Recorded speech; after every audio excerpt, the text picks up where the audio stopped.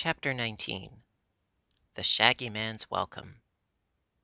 The Shaggy Man stood in the great hall, his shaggy hat in his hands, wondering what would become of him.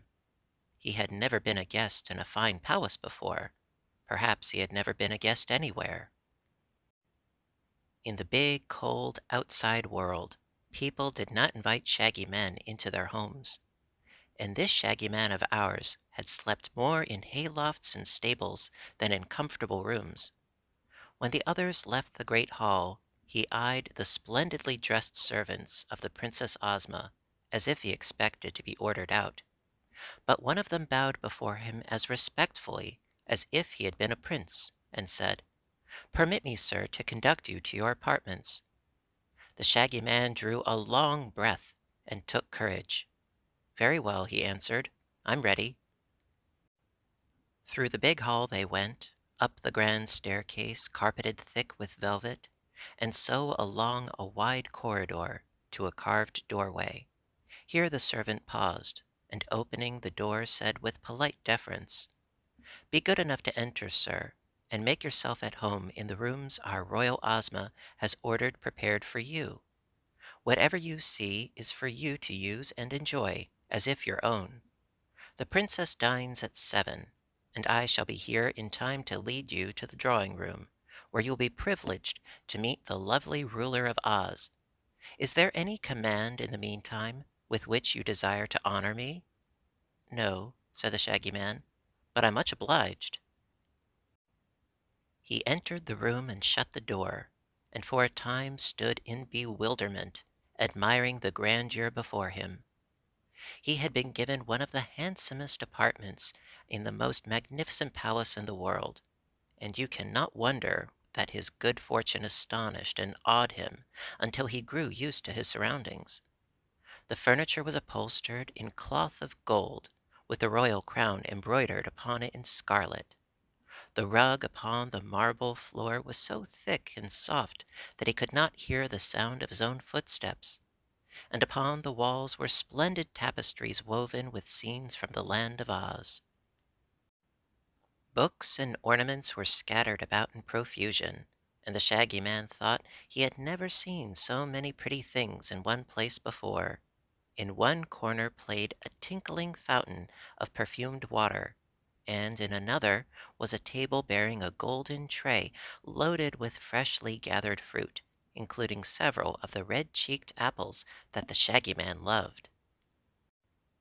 At the farther end of this charming room was an open doorway, and he crossed over to find himself in a bedroom containing more comforts than the Shaggy Man had ever before imagined. The bedstead was of gold, and set with many brilliant diamonds, and the coverlet had designs of pearls and rubies sewed upon it. At one side of the bedroom was a dainty dressing room, with closets containing a large assortment of fresh clothing, and beyond this was the bath, a large room having a marble pool big enough to swim in, with white marble steps leading down to the water. Around the edge of the pool were set rows of fine emeralds as large as doorknobs, while the water of the bath was clear as crystal. For a time the Shaggy Man gazed upon all this luxury with silent amazement. Then he decided, being wise in his way, to take advantage of his good fortune. He removed his shaggy boots and his shaggy clothing, and bathed in the pool with rare enjoyment. After he had dried himself with the soft towels, he went into the dressing room and took fresh linen from the drawers and put it on, finding that everything fitted him exactly. He examined the contents of the closets and selected an elegant suit of clothing. Strangely enough, everything about it was shaggy, although so new and beautiful, and he sighed with contentment to realize that he could now be finely dressed and still be the Shaggy Man. His coat was of rose-colored velvet, trimmed with shags and bobtails, with buttons of blood-red rubies and golden shags around the edges. His vest was a shaggy satin of a delicate cream color, and his knee breeches of rose velvet, trimmed like the coat. Shaggy, creamy stockings of silk and shaggy slippers of rose leather with ruby buckles completed his costume, and when he was thus attired, the Shaggy Man looked at himself in a long mirror with great admiration. On a table he found a mother of pearl chest, decorated with delicate silver vines and flowers of clustered rubies, and on the cover was a silver plate engraved with these words: "The Shaggy Man, his box of ornaments."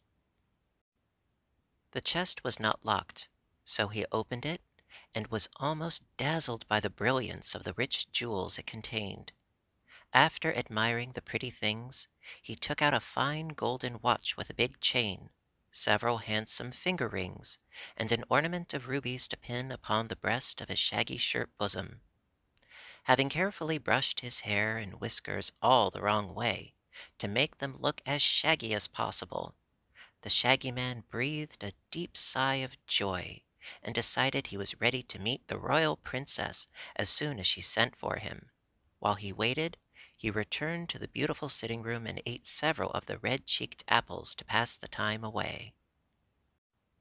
Meanwhile, Dorothy had dressed herself in a pretty gown of soft gray, embroidered with silver, and put a blue and gold suit of satin upon little Button Bright, who looked as sweet as a cherub in it.